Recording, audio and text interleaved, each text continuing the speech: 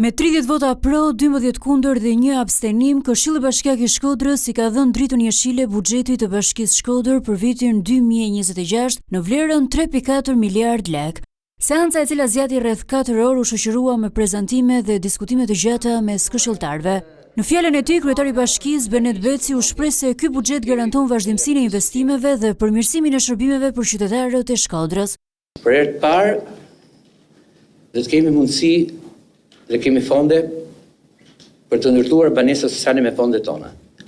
Janë rreth 1,5 milion, 1,600,000 euro fonde për ndërtimin e banesave sociale. Pa llogaritur këtu bashkëpunimet që kemi me enden e banesave, ku do të kemi edhe 4 pallate të tjera sociale për të cilat ka filluar procedura. Sektorët që janë prekur gjithashtu pa diskutim, arsimi dhe sporti, vlen përmendet mensa dhe konviktit. Megjithatë, buxheti nuk kaloi pa kundërshti dhe akuza nga përfaqësuesit e opozitës.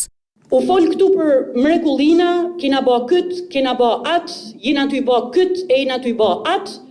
Në fakt kena një buxhet rreth 1.000 faqesh, që duk është më tepër prall e ëndra se sa realizim, sepse na e kena pa se sa realizohen buxhetet në administratën bashkiake të zotit Beci.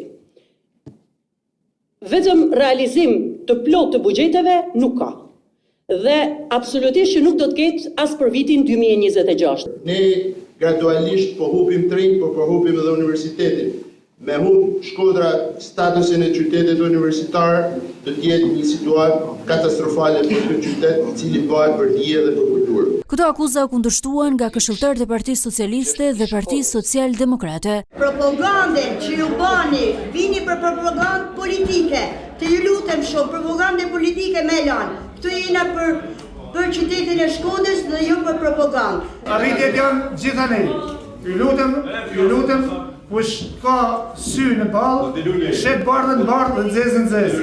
Investimet e planifikuara për vitin e ardhshëm parashikojnë rreth 80% më shumë projekte krahasuar me vitin 2025.